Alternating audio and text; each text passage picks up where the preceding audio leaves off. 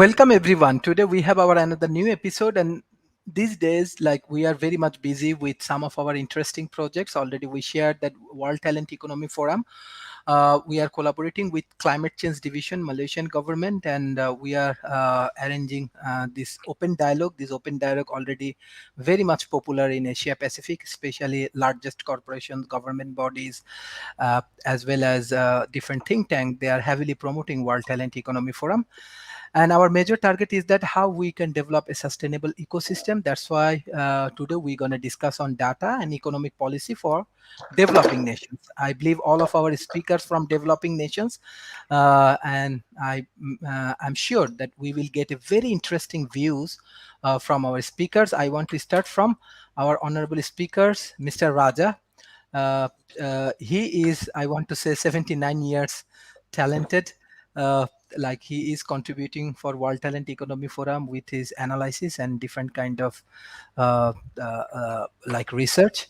He already joined in our core team. So Mr. Raja, how you want to analyze today's topic, economic policy for developing nations, and another things, how we can convert data, like developing nations as huge community, how we can convert that data for our economical development. Mr. Raja, can you unmute, please? Mr. Raja, can you unmute, please? Yeah, it's a very big subject and a very big subject. It can take for hours to talk about it. So what I will do is trying to be as simple as possible within a few minutes time about my experience on particularly on $1.5 trillion GSDP, that is Gujarat State Domestic Product.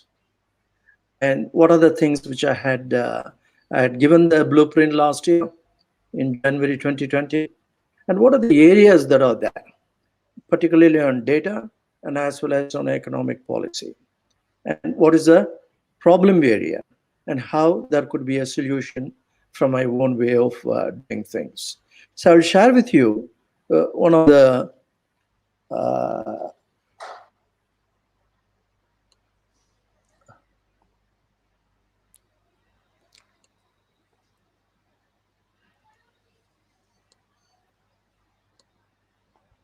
I got a PDF file. When I say click on video file, I suppose I should be in a position to start the video file. Okay, share button. To you. Okay, no problem. You just continue. I can give you the second slot so you can do your presentation. We can take a views from our other speakers. PDF file, it doesn't pop up. Okay. So, okay, I understand. Okay, you just continue. Yes. Yeah. Thing is, I will try to window screen allow stream.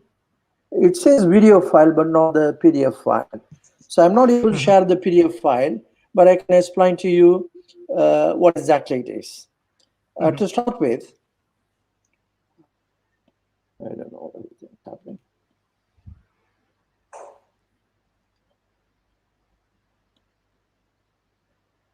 Okay. I did a blueprint for Gujarat State Domestic Product. Currently, they are about $200 to $250 billion. When I will subsequently possibly post to all of you about what I'm trying to talk to you now, is they were looking for $1.5 trillion blueprint, because they want to go from current level to $1.5 trillion in about 4 years or 5 years, to 2024. I did the analytics and brought the whole area of various GSDP, that is Gujarat State Domestic Product. Gujarat State is a fairly big state in India, and this is the one which comparatively with, say, South Korea. South Korea is about the same, nearly about area is Gujarat State is about nearly 1.2 times of South Korea in terms of geographical area. That is in terms of thing. Then in terms of the population, more or less is about 60 million people to about 60 million people in South Korea. Whereas in the case of Gujarat state is about $250 billion in terms of annual GDP, that is the local GDP. Whereas in the case of South Korea is about $1.5 trillion. So you can imagine a company, the topic is that growing nation to match with some of the nations which have already reached a higher level of GDP, which is when we analyzed, I came to know that is not that easy. One of the things is the data area. When I found the data is minimum 3 years old. That is, Gujarat state is a big state. When we talk of 2021, you cannot get the data before 2019. It's positive. Similarly, the state of Maharashtra is also a big state. But when you go to the national level, when the annual budget being presented by the finance minister of the government of India, you'll be surprised to note there are several states which are NA, there is not applicable because many of them don't have a current data. When we go from the district level to the state level, then to the national level, when the information is being posted, say, to the World Bank and IMF and OECD and various forums, you have a data which are not current.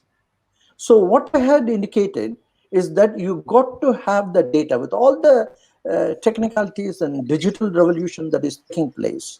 The database of every such state requires a lot of changes. So data is very undependable as on today. The whole Department of Economics and Statistics are not able to collect and bring the updated data as on today.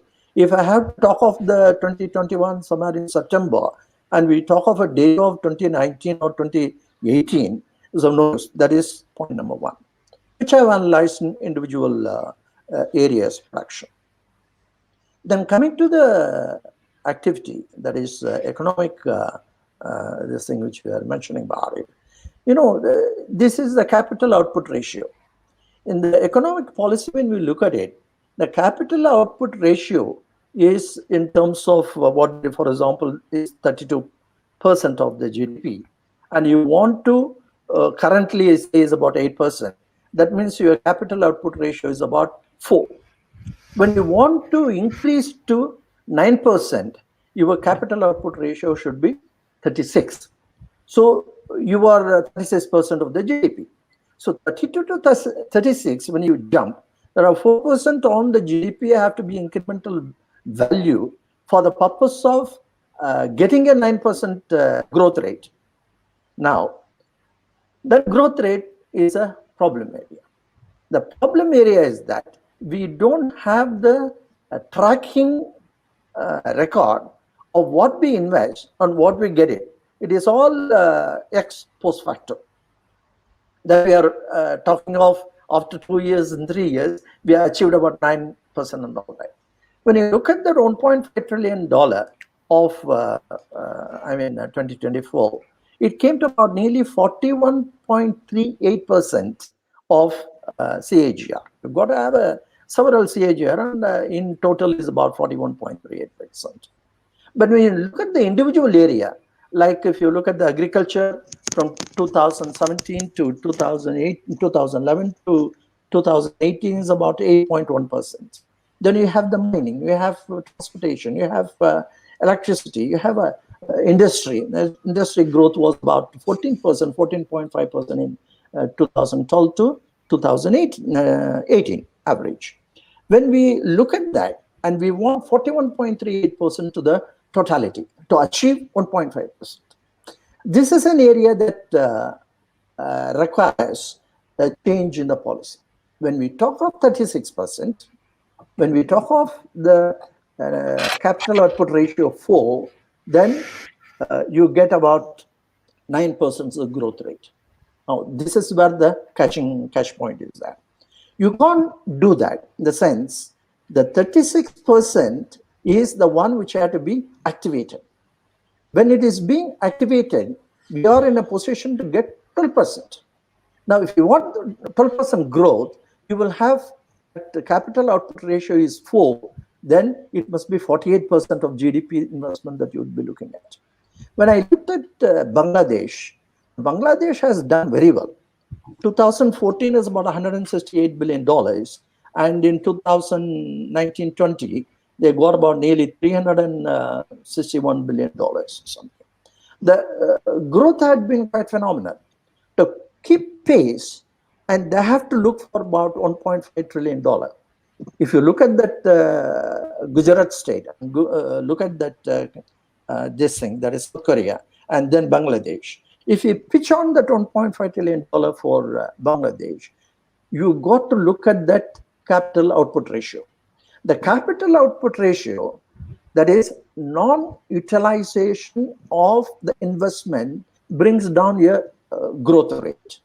If you utilize it in a phenomenal manner, that is every investment that is being recreated in terms of utilization, you can get about 12% without additional incremental investment cost. For which I have the solution, that is the economic policy I'm looking at. These two. The data, you have a problem, database, and you have the investment area in economic policy requires a change in the outlook. That is to shift your focus from capital output ratio of 4 to capital output ratio of 3. When you get the 3 ratio, the investment is 36, your growth rate is 12%. Now, these are all ex post facto problem areas. That is, after the 2 years, 3 years, you get the information that I'm going to get about, I've already got about 1.5 trillion. Take another 2 years to get it. So that is where this thing is. That is a simple formula. That is the energy. The energy force which we have to put in is in terms of finding out, one, the matter, the energy is the matter is a liberated matter. That is one, formula number one. Formula number two, matter is energy waiting to happen. And formula number three, antimatter and matter, when it collide, it forms a pure energy. These are the three formulas. That is, the third formula is the effort. The second formula is the matter which is waiting to happen. The matter which is waiting to happen has got a great significance in terms of turning the capital output ratio from 4 to 3. If you don't allow the inactivity, that is in the formula number 2, where you keep the matter waiting to be exploded. And you do that thing, make it, push it to the, law number 1, you have a lot of optimization of your utilization of the investment that is happening. This is how it is being done, how the effort per person is being calculated. When we are talking of GSDP, or we are talking about 15 million workforce. When you have a 15 million workforce in the just about $250 billion GDP port of it. Similarly for Bangladesh, you got to have what is the effort. That is the third law. What is the effort being put by individual? And from bottom to the top, you carry to the effort per person, and 41.38% CAGR 2024 is achievable if you are able to identify the formula which I put as a return on intangible. That is, a return on intangible is the one which is in a position to, is an equation. The numerator is action or inaction, and the denominator is intangible, which is the energy force. The energy force that is being put by each individual is calculated. The intangible, whether I am or you or anybody in the world, have got the same ability, capability. So it is the same. All the persons have got the same denominator. That is one. So when you have the numerator, action or inaction, you got either 0 or 1. So the index of inactivity that comes under formula 2 must be 0. The inactivity by individual can be calculated. And then from the bottom to the top level, you carry on to the 1.5 trillion, which is feasible. Currently, what is happening is that individual, possibly each and every, whether it's a farmer in the agriculture, which is very big as far as India is concerned, or the industry, which is about 14.52%, to incremental value to 41.38%, make use of the individuals to give and how to take it to the 1.5 trillion. That's my submission. I will discuss later. Thank you. Thank you, Mr. Raja, for your excellent analysis. For Bangladesh perspective, I request Mr. Anam. He is a barrister from Bangladesh. He is also a policymaker. So, what's going on inside economy of Bangladesh, and how we can develop better sustainable economical policy for Bangladesh? First of all, thank you, Sharif Bhai, for inviting me. It's a pleasure to be on the same panel with all of you. First of all, I'm not a policy person or a principal person because I'm a lawyer. But from a holistic point of view, what I can say is that the economy at the moment is going good because, as Mr. Raja said, that in all forms of statistics, Bangladesh is showing great improvement. In terms of policy making, you can see that the government is quite friendly towards the startup industry because I've been working with the startup industries. So I can talk about that. The government is making policies where the new businesses or small businesses can blossom. So that is one aspect that the government is looking into. Second, when it comes to economic policies with regard to uh, underdeveloped country, you can see that Mr. Uh, the Prime Minister has taken the initiative that Bangladesh should, from a least developed country to a developing country, whatever it needs to achieve the sustainable goals, it should achieve, and it is attaining its goals in the same pace. Now, what we understand is that the policies or the economic policies the government has made thus far has been working, but I guess the government should incorporate more of the industry specialists when it comes to making policies. That's the problem that we often face, that you have a policy making for roads and highways, but you don't have a roads and highways expert. You are making a policy on rural development, but you don't have an expert who has studied on it, who has a PhD on it, who has experience on it. So I think the government should focus on that. So those aspects I think needs to be looked into. I'll add more if required. Yes. Thank you. Actually, World Talent Economy Forum, we are developing policy as well as you are discussing about startup in Malaysia and many developing nations. We already start Right. our startup village strategy. Perhaps this Right. is one of the economical strategy. You can reduce poverty and you can develop a better ecosystem for rural area.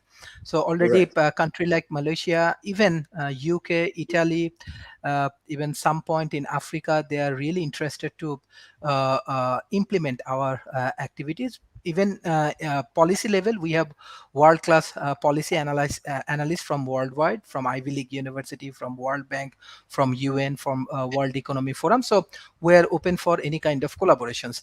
We have our another expert from New Zealand, Mr. Rakesh. Thank you for joining. I know that time is not good for you. I think around now It's about 3:20 a.m. 3:30 in the Okay. morning, Yes. but that's Yes. fine. It's such the Yes. company that I face here is more than compensates for the time. It's a pleasure to hear all of you talk.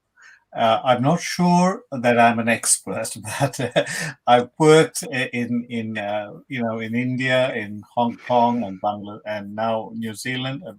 About 12 years in New Zealand, 7 years in Hong Kong, a few years in Africa, about 5 years in Africa, and the rest of the time in India. I completely resonate with Mr. Iyer's statement that data and obsolete data is a major problem for India as an economy, and I'm not sure what it is in Malaysia and Bangladesh, but I think Bangladesh is pretty much onto it. That's why they're getting such good results.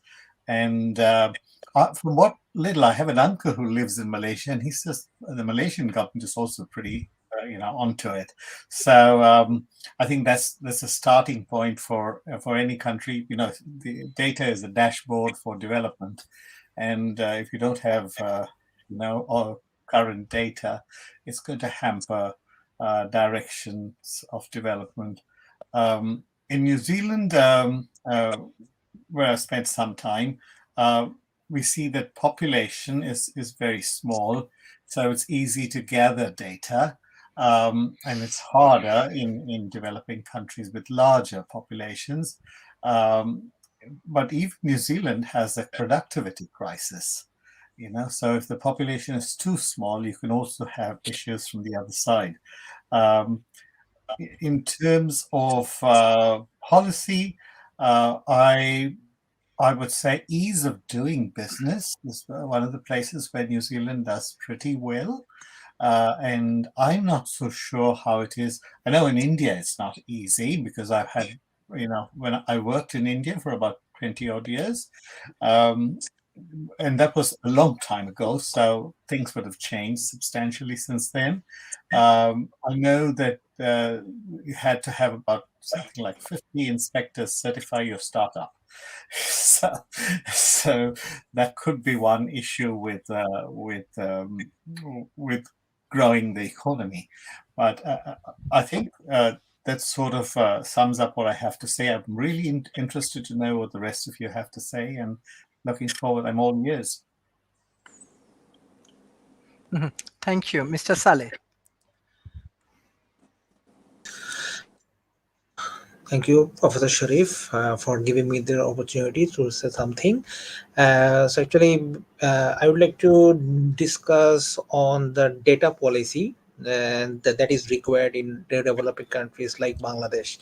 So, like I used to live in Sweden for doing my MSc in Sustainable Development from Uppsala University. So when I worked for my master's thesis, and I had to conduct some interviews, and for conducting those interviews I need to comply with the GDPR, that is General Data Protection Rules.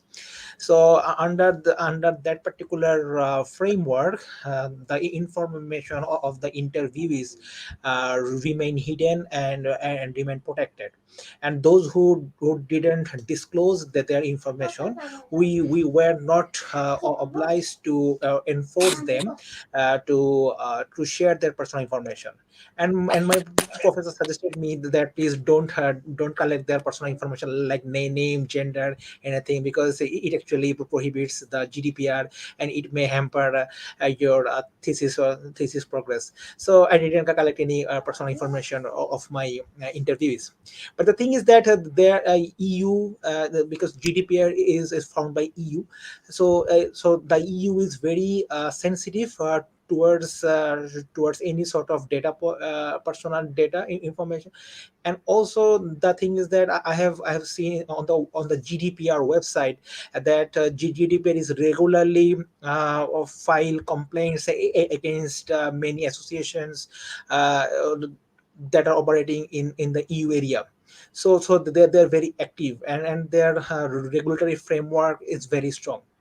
But if you think about a developing country like Bangladesh, actually, like say for example, every day I receive a countless text from different associations, like the invitation of a training program, invitation of admitted at a MBA program. This is kind of ridiculous, because I didn't share my cell phone number to them. But why on earth they collect my cell phone number? I don't know, because maybe someone else, maybe somebody that I shared my phone number, they sell my personal information. And so sometimes I got lots of spam mail. So So the personal data protection rules and regulation is very important in any country, and countries like Bangladesh, where we have lots of people are living here, and at the same time we are using technological means in our day-to-day life. So a strong policy like GDPR is highly needed. So Mhm. thank you so Thank much. you. Thank you. Mr. Kumar. Hello, everybody. Thank you, Sheriff. I would like to address, in general, I would say, like for any GDP or for any developing country, I've been looking for food, education, and infrastructure, and of course, we have to preserve our resources. I'd like to bring a point where, when I was a kid in 90s, based on the Paris summit, that time they announced a lack of a lot of nutrients like micronutrients. There's a malnutrients which causes almost 10% of death. All children's death is because of the food malnutrition. So that's where Tata has brought iodine into their salt. That gives an enormous support to a lot of people. But recently, I came to know again that the micronutrients are becoming worse, and 45% of all death of children caused by micronutrients. So that becomes a massive hit. So we constantly work on this resources and at food or education awareness about our everything towards our sustainability, and that plays a major role for any developing nations. Um, I would say I would like to bring. Recently, I was reading about donut economics, which starts to collect all the information in one single area with two different circles, the outer circle and the inner circle. Based on that, how do we retain our natural resources at the same time? How do we keep our species, everything, including our human species, everything put together, I mean, in a completely in a sustainable and a eco-friendly way. So that was a very challenging moment for everybody, and now we're closely working with a lot of industries who deal with micronutrients as well as sustainable businesses. One good example is when I want to grow a crop like a wheat or a rice or any for any preferable crops, it takes almost 3 months, 4 months. But when I start looking into the micronutrients like green plants, it takes only 3 weeks to give the same nutrient values. So that's where I say, I mean, it saves a lot of space, time, and energy. So we started dealing the same principle in other industries too. For an example, infrastructure. How do we manage our time and energy by having a convertible and a collapsible structures and bring it to any devastated areas and build that and then give a better system for anyone. So these aspects make a clear difference to our economy as well as our policy making. So I would like to say in one word, the past centuries we've been closely working on GDPs, but this century is for all the sustainable projects and work with closely with the SDG goals. That will make us even, equal, and proper for everybody. Yeah. Thank you, sir. Thank you. Thank you. Mr. Ashik, you are from corporation. So I just want to know that because of like corporate performing very well in Bangladesh, their economical sustainability, all others economical improvement we are observing right now. But my question is that like when the corporate actually applying different kind of business strategy, so what area right now they are focusing like beside this healthcare and education, so what area they are improving or they are investing their finance or they are getting a better result from the business? Thank you, Mr. Sharif. Can you hear me, Yes. everyone? Okay. Uh, If you want to analyze the Bangladesh, it will be a really difficult thing because the economical growth was good, but the secret behind this economical growth and in the public or private sector, it was really the policy development of Bangladesh. If you go through the budget, 2020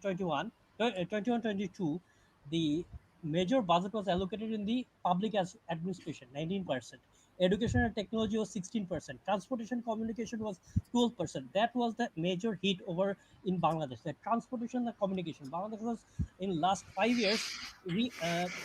As you can go through the US dollar exchange rate in last 5 years. In 15 it was 78 taka. Uh, you can bought a dollar in 78 taka, and in 2000 20 you can bought a dollar just only 85 taka, somewhere around there. So the change was dollar rate was much more constant. It didn't change a lot. 2% or 3%, that was the change, but the major impact was the transport and the communication. And there was another thing which was really interesting for Bangladesh. The labor market. World economy was facing a different thing. Bangladesh was facing was different thing. Unemployment rate was 4.38%, and in 2021, it was around 6 something percent. So because of controlling the unemployment rate, Bangladesh is getting good result. You can see the government policies. But everyone knows that Bangladesh has a really good workforce in the RMG sector, but Bangladesh has created a different policies because of policies like the lowest income rate, which is really which is really encouraging the lower order people to work more. uh, Policies like education, so it is bringing the minimum at least a basic knowledge about doing the work, which is really empowering the Bangladesh corporate industries.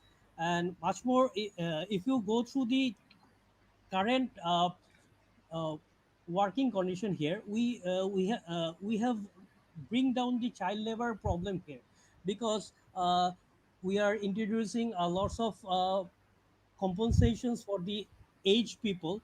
So the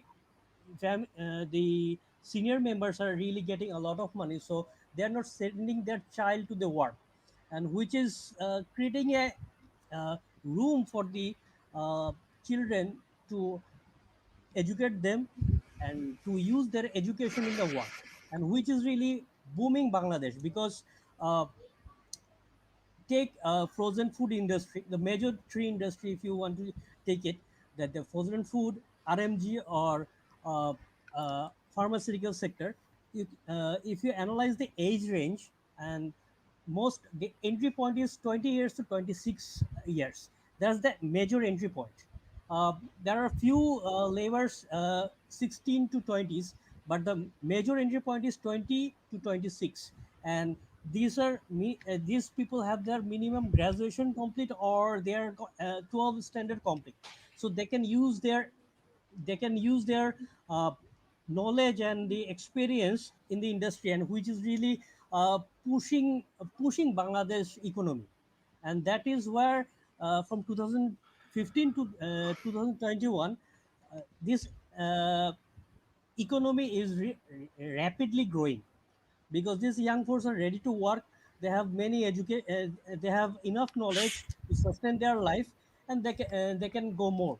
And also, if you go through the Bangladesh comparison, Bangladesh average comparison, that uh, GDP per capita was 2019 USD in 20, and which was raised to 2100 in 2021.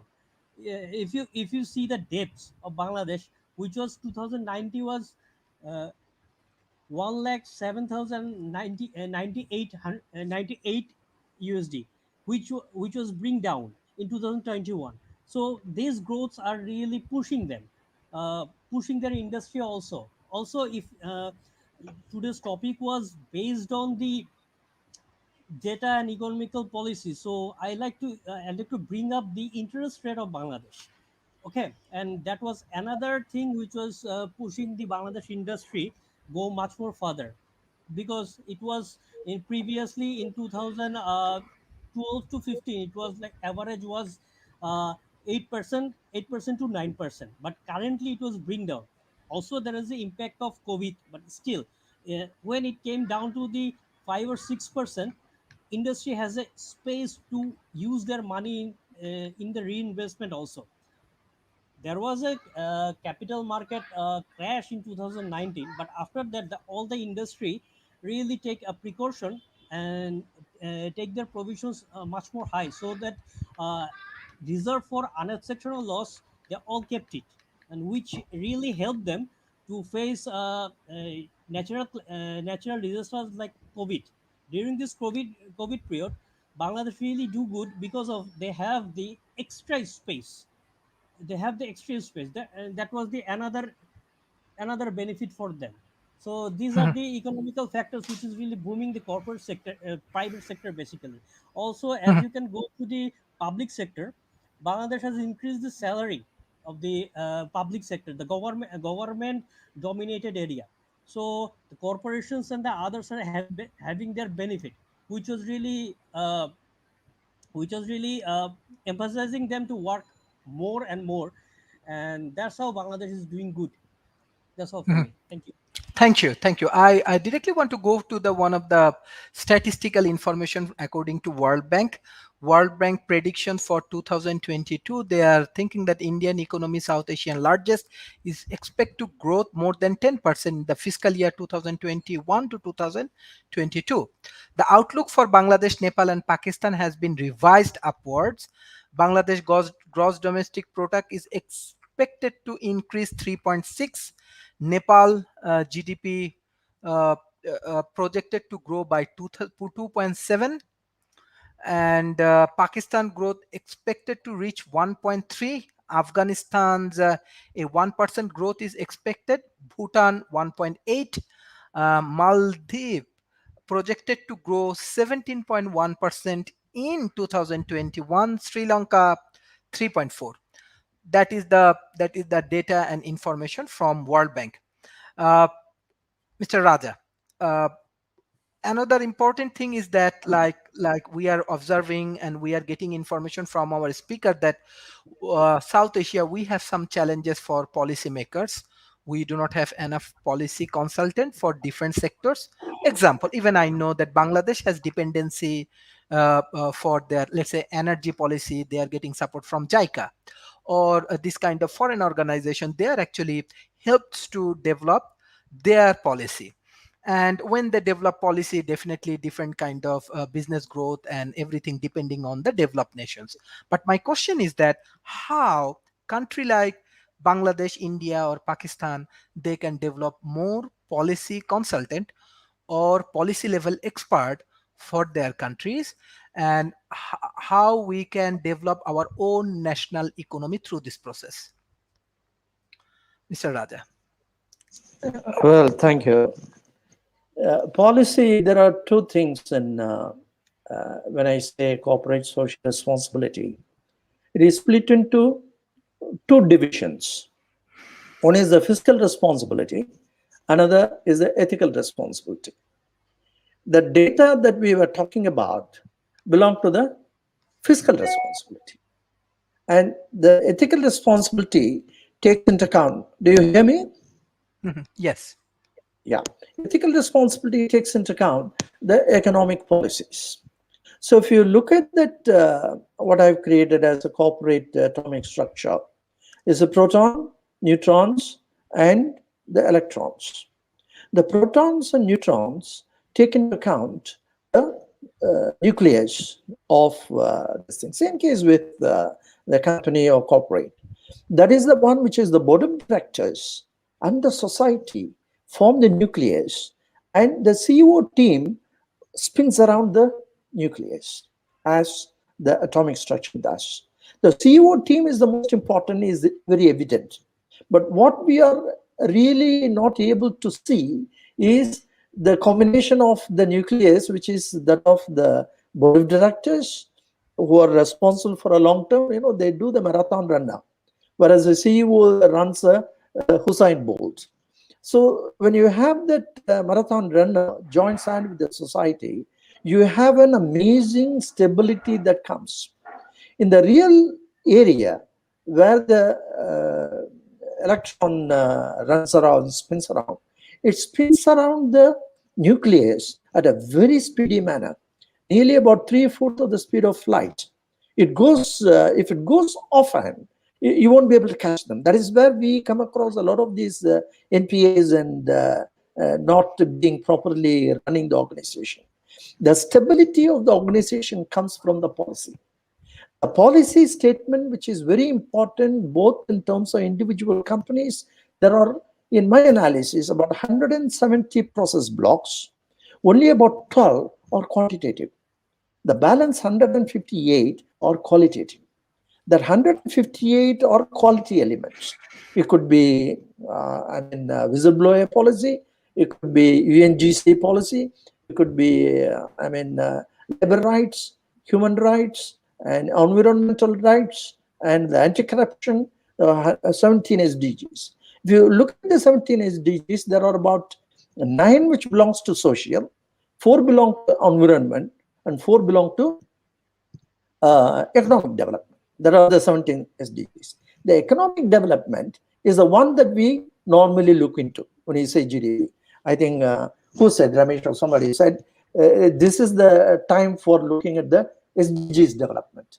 So when you look at the policies of the 17 SDGs, and we are looking at the economic development alone as on today in the GDP part of it. There was a UN report in 2012 on Coyantes. He said it's weird.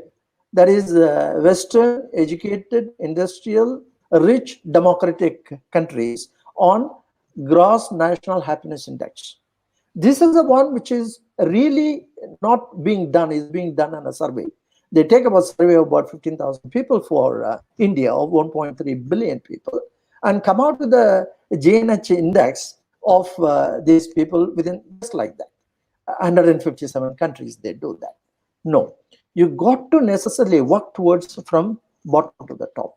When you do that, the sustainability of the value system is the one which is the ethical responsibility.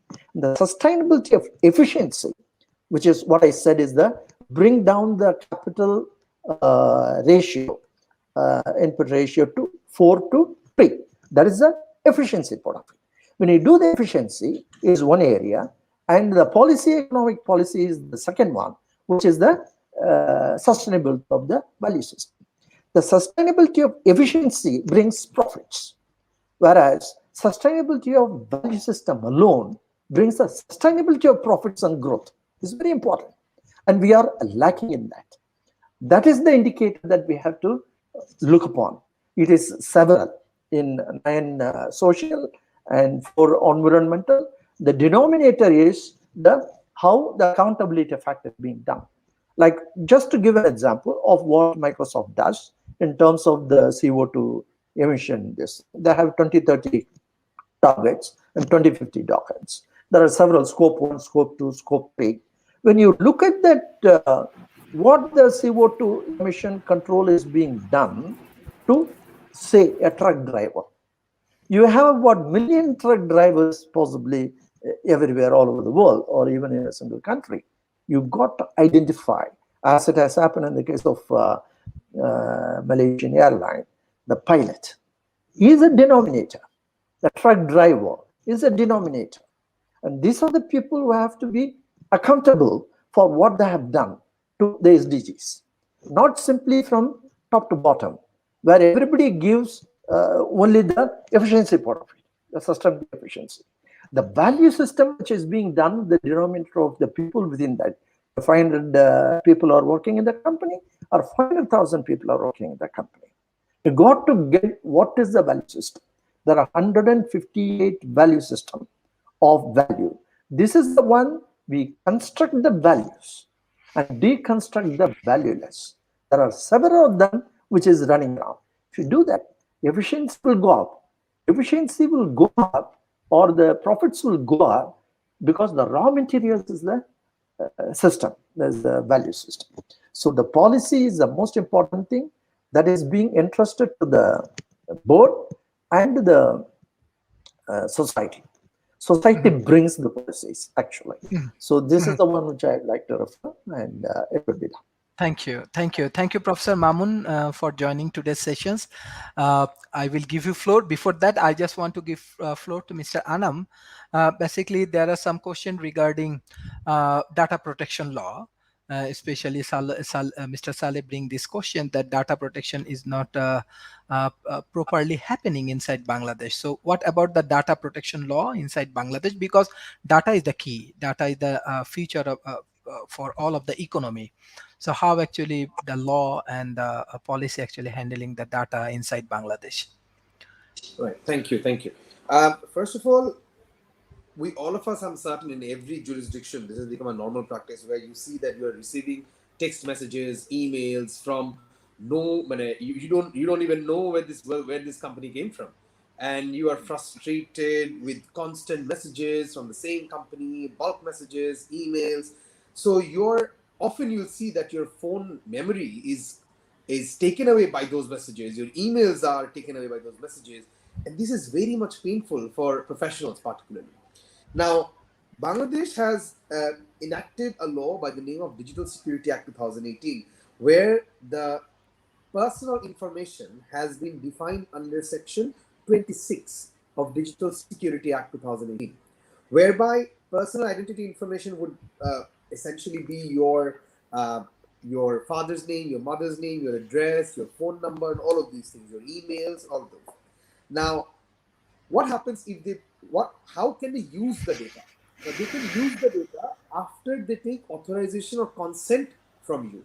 So if I am the customer and they are taking information from me, they should have consent from my end.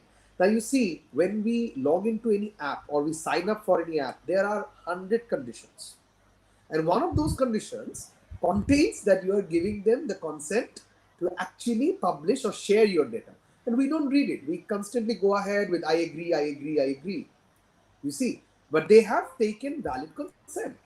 The law does not say that they have to take consent in writing. You just click it and you are not ready to read through the entire terms and conditions. You won't. So you give them the permission and they take that data and they supply it around. For example, I receive text messages from Pizza Hut regarding what type of pizza exactly I like. How do they know that? They know it from the data. They know it from the data I provided to Food Panda, they provided to Uber, and all of those Grab and all those things. All your data are available.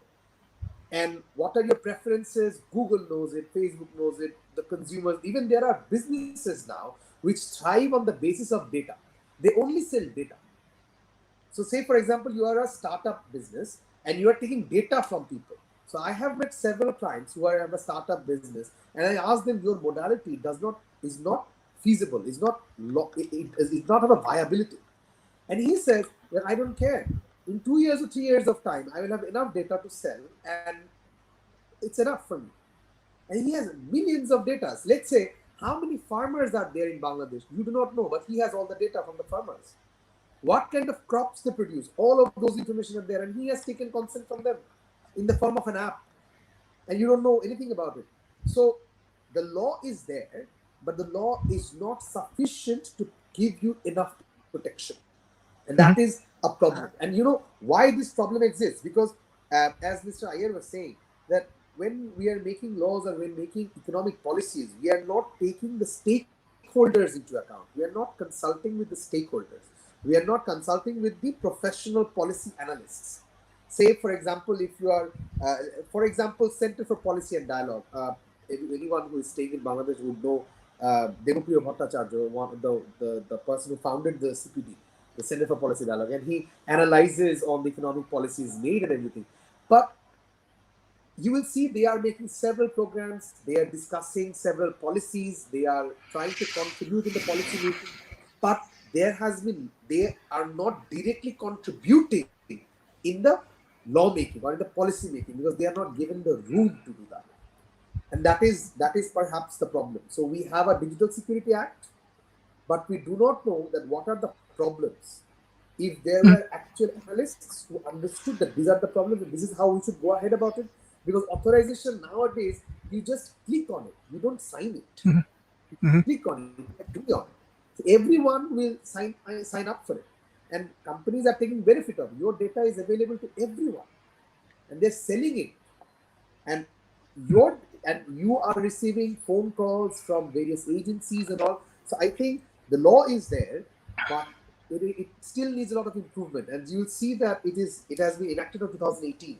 So the law will take shape after some time, I hope. Thank you, Mr. Anam. Actually, bringing very important point.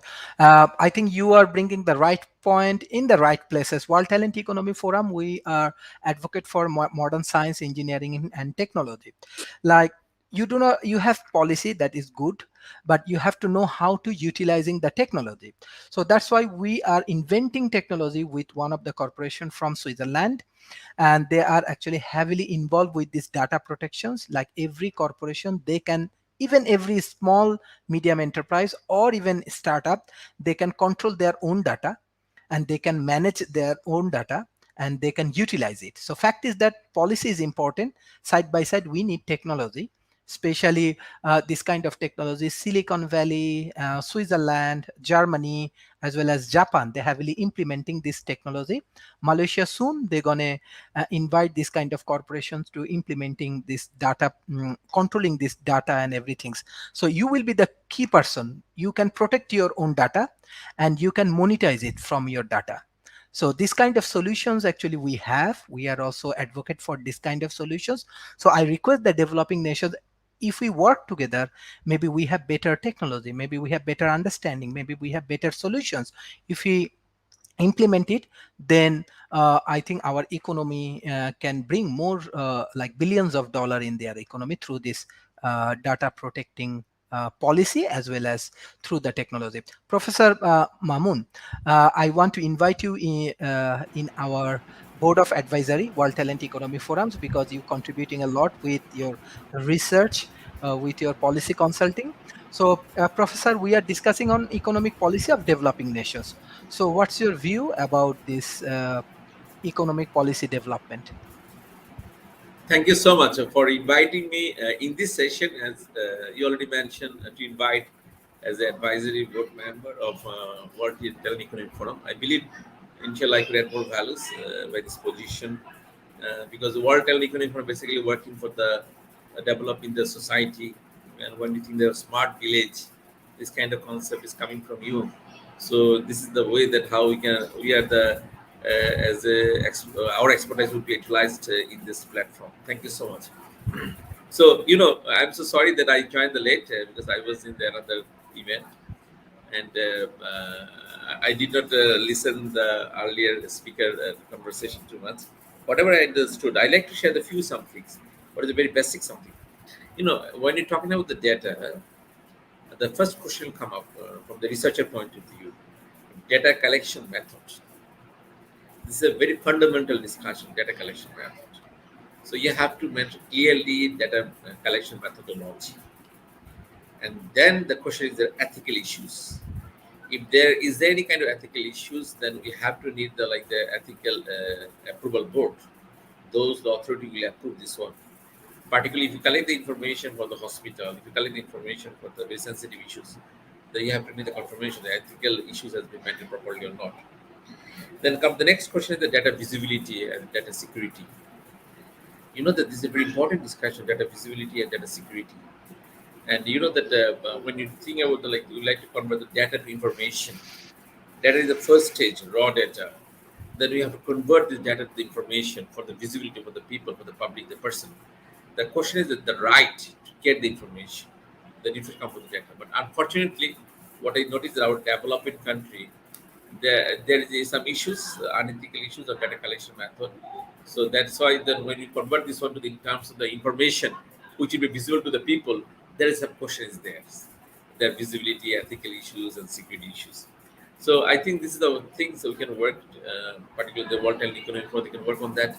How we could ensure that data collection method, and data visibility, data privacy, and something like that. Mr. Aram also he discussed very nicely about these issues. It is very right issue he placed here. I just make sure another one thing. I like to share the another concept, the blockchain concept. It comes from the like supply chain, and why the blockchain comes. Basically, the data security issues. So, by the flow of information, how they will protect this information, and then they create the blockchain. So that even the blockchain is very popular in the Malaysia, is very popular in the USA, it's very popular in the developed country. It's starting in a developing country like the India, Bangladesh, Pakistan. Now we are going working on that. The financial institution they are working on the blockchain, particularly the data security issues. But unfortunately, again, there is some issues like the bounded.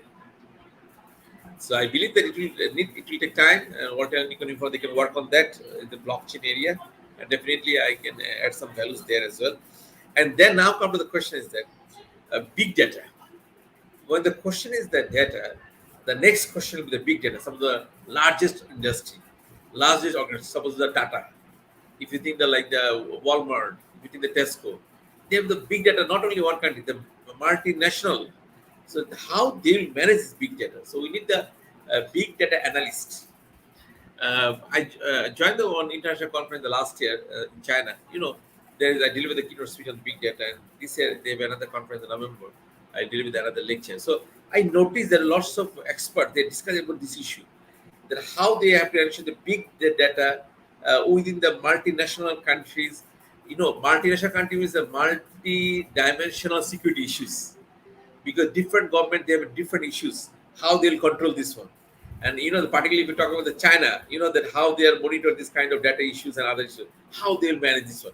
So I think there's another issue that we can work on. That you understand that if you think the data convert to the information, data security, data ethical issues, all will be converted to the economical policy. So when you think that like economical policy about developing country, we have to make sure this raw information, raw data, it should be ethical, highly secured, more accuracy, and we need the kind of analyst people, those who will work on that. And if you like to apply particular blockchain in the economical aspects in our developing country, definitely we need the expertise, and definitely we need some platform like the World Economic Forum. They can work on that. Okay. Thank you so much. Thank you, Professor. And I'm actually bringing some bringing some important points. Actually, in Asia Pacific, Vietnam playing a very good role with this blockchain technology. Their economy is very innovative. Even in some point, they are playing very good role. So we have to take some good example from developing nations, and we have to apply this blockchain, the data protection law, as well as AI and artificial intelligence. Actually, now we are working with Boston Consulting Company, AGI Labs, all of the large lab uh, uh, of this AI and big data. So they are actually managing their big data through AI. This is also important. We need to integrate it, but somehow in South Asia, I think that our infrastructure is not up to date. It's not me, it's about World Economic Forum. 40% infrastructure is up to date to implementing this kind of technology, including India, Pakistan, Bangladesh. So we have to update our infrastructure, like digital infrastructure for implementing this kind of technology. And this is very, very important. Mr. Saleh, I think you get some solution from Barrister Anam as well as Professor Mamun. So how you want to contribute now for this economics policy development? Yeah, okay. So thank you so much. So yes, also I would like to thank the speakers who actually enlightening this issue and to discuss some possible solution. Though the existing policy, the entitled Data Security Digital Security Act in Bangladesh, mm, the fact is that a policy dedicated to the data protection should be needed, because yes, so we have Digital Security Act, but the thing is that as Mr. Anam said, that yeah, so we install and we use several apps, websites, and we give our cell phone number, email address, but the fact is that the way they use it should be regulated, and the separate policy dedicated to the data should be introduced. Yeah, besides Digital Security Act, it can aid it, but there should be a separate policy. And as you said that there are other policies that has been introduced in other developing nations, so we can take some inspiration from them as well. And also, as Professor Iyer said about the sustainable development and sustainable economy, faith is that actually, as I am a student and a researcher in the field of sustainable development, so I would like to say that the future policy dedicated to the sustainability is required as well, because the future economic perspective is considered as green, and it can consider more circularity. So this kind of policy related to the sustainable development is needed as well. And also, like in the developed countries, like in the European countries or in the US, they have some specific parameters of regulating the economic activities. Say, for example, they have a carbon tax, in order to curb the carbon emission. So this kind of policy is required in the developing countries as well, because the climate change problem is a global problem, and developed countries have already developed those policy frameworks, and we also need such policies in developing countries as well. So the business enterprise should be run their business activities more sustainability and more consciously. At the same time, we need some policies that we need to recycle the existing products, so that we can minimize the volume of waste. At this moment, we generate lots of waste, including e-waste, plastic waste, and so on. So we need to find out the alternative solution to make our economy sustainable. So definitely we should be proactive, instead of looking to other aspects. We have to proactively move on to get a particular solution. Thank you. Thank you, Mr. Kumar. Yeah, I'd like to bring a couple of points, Sheriff. I mean, since we were talking about data and how do we secure those data and how effectively it can be used for our economy. I would say, I mean, it's a classic example is Sweden. Sweden, when Syria was severely hit, a lot of people came to other countries in Europe, and Sweden did an excellent job of, I mean, using the blockchain technology, Ethereum, and gave a card to everybody. I mean, each and everybody had that card and started generating their history. Now, in recent years, they become an entrepreneur. The people who came to the country as a refugee, now they become an entrepreneur. They are providing jobs to other people. It's an excellent example for set has been for all the developing countries. See, as you said, the data can be traded, can be monetized, can be protected. It's up to the individual. Mhm, Individual can take their own calls. mhm, That has given enormous freedom for the whole nation. And at the same time, and they have the right technology to safeguard that, and it can be used a proper tool to nourish their business as well as their livelihood. So the same thing is happening in other countries, as you said, Vietnam, for that matter, and if you say Venezuela, I mean they're severely hit by the economy, and now they're using the bitcoins, the cryptocurrencies, and trying to move from their country to other countries. That is also, I mean, happening, and that's a I would say, I mean, since I'm sitting in a country where the currency is stable all the more, there is no fluctuation. But when we consider a Bitcoin or any cryptocurrency, the fluctuation is more rapid. And I would say, I mean, I'm sitting in the luxury. Maybe I don't know. I mean, in future, I mean, how the economy matters. And Mr. Ankush was saying, I mean, how the system has evolved in Bangladesh. I mean, how they're supporting the young ones and giving rewards to the adults, and that way, I mean, they're stopping the child labors. Same thing happened in South India. I mean, I would say, I mean, in 60s and 70s. The same policy has been set. Because of that, Our GER has gone way more ahead than rest of the states in India. If you take the collective GER for in India, it is only 26. But if you take in South India, in Tamil Nadu, it goes up to 40%. And we set an example how we increase our education system, how that contributed to our entrepreneurship passion, and it has how fed our startups in the early stage.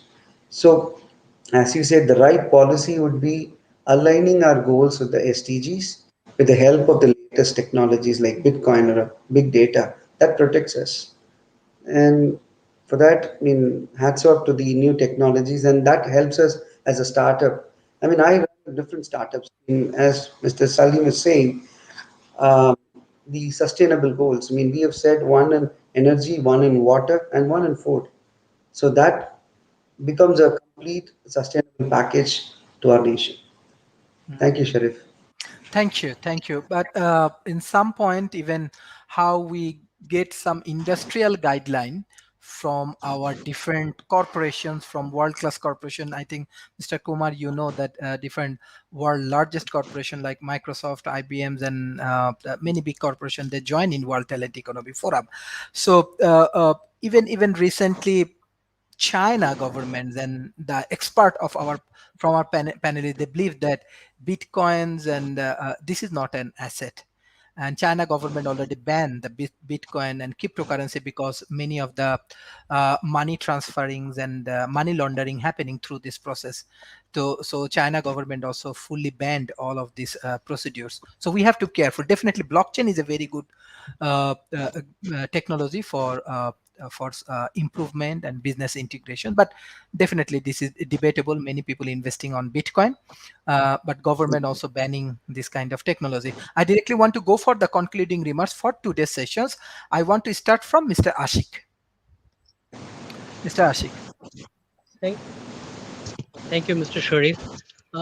It was a really nice session from Amsar and also from the Rahasar. It was really interesting topic. I get to know that, but still, Bangladesh is rapidly growing. So data protection is still not their concern right now, but the process has already been started. Data protection, notification, transfer, data processing record, data protection impact assessment. These are the things are coming here.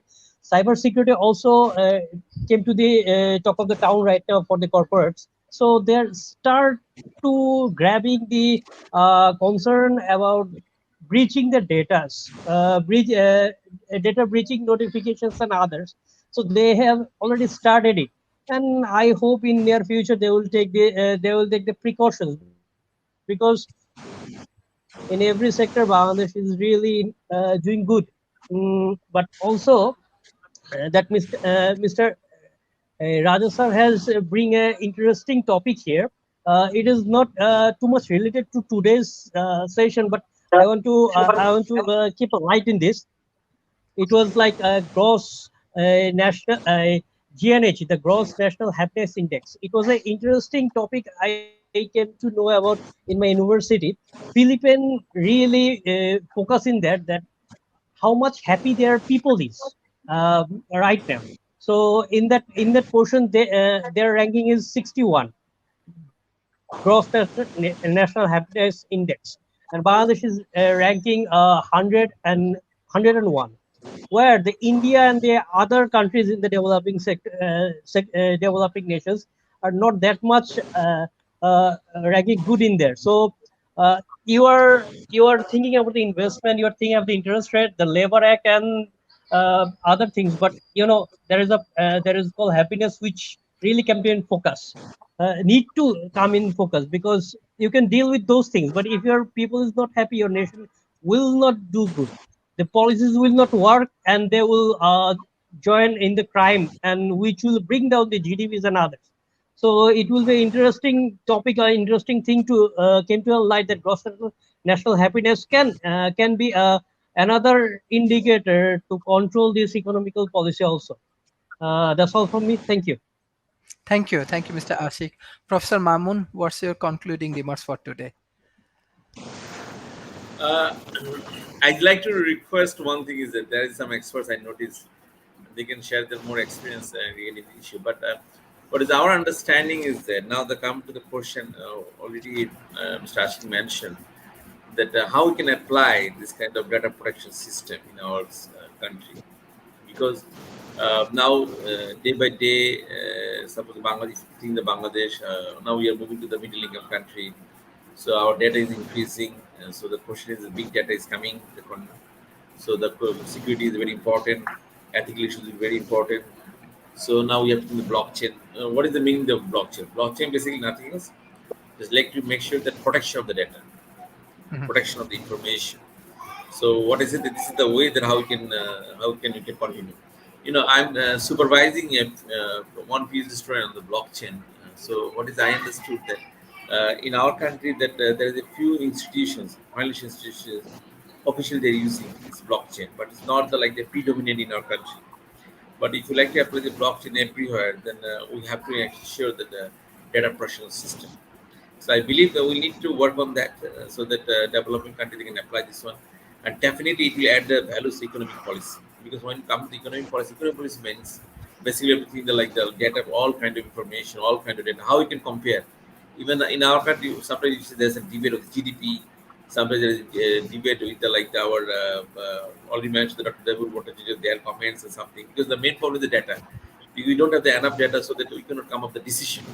So I'd like to request here that the panelists and then by you, Dr. Sharif, that you can raise this issue that how we can ensure the data protection system, how we could ensure the blockchain system in order to make sure that big data will be sustainable, big data will be there, not any kind of modification will be there. Without the modification, real information, real data will be disseminated among the all stakeholders. Thank you so Mhm. much. Thank you, Professor. Thank you, Professor Mamun. Mr. Raja, what's your concluding remarks today? Unmuted. Yeah, very interesting, Professor Mohan. Blockchain and data, and GNH and GDP. Number one, GNH and GDP can be combined as a combo. We can calculate very, like Rakesh said, his this thing is math and science.com. So mathematically it can be proven. It has to be done like that rather than the survey. That is number one. Number two, with Professor Momun had said about data. The data we are concerned about it because it's infinite in numbers. If you look at the individuals, we have only about 7 billion people. Whereas the data, we are talking of infinite numbers. So we got to necessarily bring about the denominator, the energy force. When you put, if you look around our own small room, I've got infinite numbers outside, whereas I am the only person. So that is a constant. If you look at the constant, like a solar system, the solar system is only sun. That is only a constant, which is non-moving item. Whereas infinite numbers go around it. So bring the individuals as a denominator. That is as for the data. Don't go for the data. Go for the how the data is being tackled or pushed aside by the individual. That is number two. Number three, when you come to the, when I call it a blockchain, I call it as a cream shine. Cream is a corporate governance, risk management, earnings, accounting quality, and management quality. When I say the cream shine, crude, there is a blockchain is crude. That is, you create and read, but you cannot update or delete. So you create and read that is possible in the blockchain. So I am planning, which I have been discussing with one of my good partners, to bring about the cream chain. If you have a data of, if you look at the LinkedIn, is a see this thing where you have worked and all that. If you bring the cream chain part of it, what is the corporate governance area of an individual who joins as an intern and retires as a chief executive of some company or that sort of thing? The data of cream chain will develop in terms of millions of people in that, more than that of LinkedIn individuals. This is what I would like. And in activity-based cost management means activity has a cost incidence, whereas inactivity has got a cost consequence. make the cost consequence, delete the cost consequence now. That is, CAGR has to be brought to CDGR and bring about the changes with the denominator as the energy force of what I and each and every individual brings about into the economy. Thank you. Thank you. Barrister Anam, what's your concluding remarks? Thank you. I think, as Professor Muhammad Mamoon identified, that there is blockchain technology, and I have found and I've come to know that Bangladesh has a national blockchain strategy, and in therein they have banned, and as you said, that countries like China, they have banned it, and Bangladesh has banned it too. But I have a different view with regard to this. I think Bangladesh, I can only speak about Bangladesh. So Bangladesh is quite resistant to change. So whenever there is a new technology, whenever there is a new concept, the regulators get dizzy and they get perplexed. They do not understand how to handle it. Say, for example, when Uber came in Bangladesh, Bangladesh government was not sure who to give license to.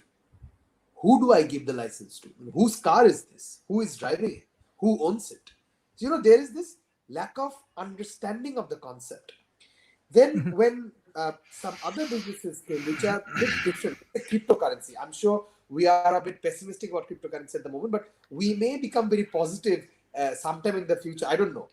But if so, It's not asset. It's not asset. yeah, It's not that I asset. understand. That's But for if sure. cryptocurrency comes in a different form, which adopts to all the country's requirements, I think we all would jump onto it, and people are making millions out of it. And there are countries which has validated it, and they are continuing the business. What I'm trying to say is that we should not be resistant to change. The policymakers, the government, the regulators, they should first understand what the concept is. Let's say, for example, when Airbnb tried to come in Bangladesh, or PayPal tried to come in Bangladesh, Bangladesh Bank is not willing to accommodate PayPal in Bangladesh. Question is why? Because they think that if the money is going from through PayPal, how is Bangladesh Bank regulating it? How can Bangladesh regulate it? You can regulate it the way every other central banks in the world are regulating it. And that is where the black market comes in.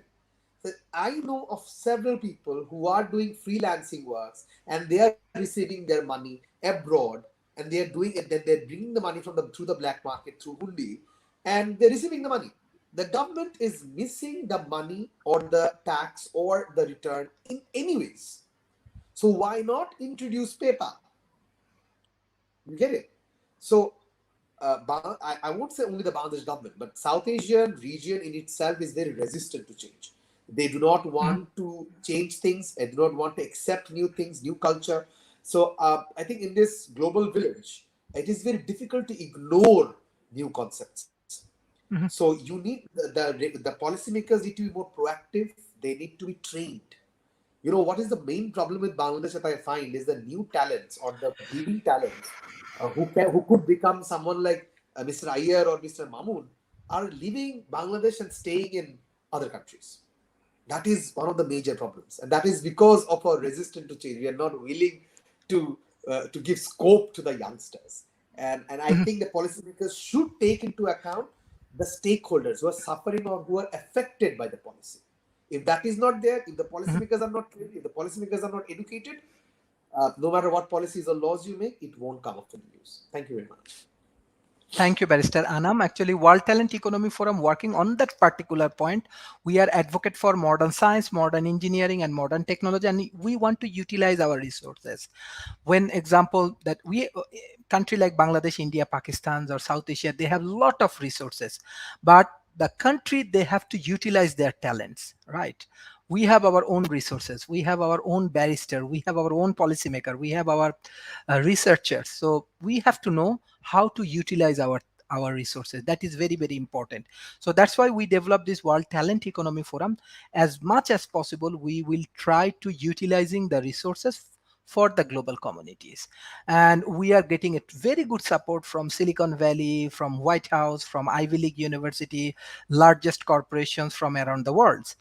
And I think you will be happy that World Talent Economy Forum, we are organizing world largest public private partnership dialogue, and we are developing projects for Asia Pacific and Malaysia, and it will be around $60 billion project plan for next 5 years.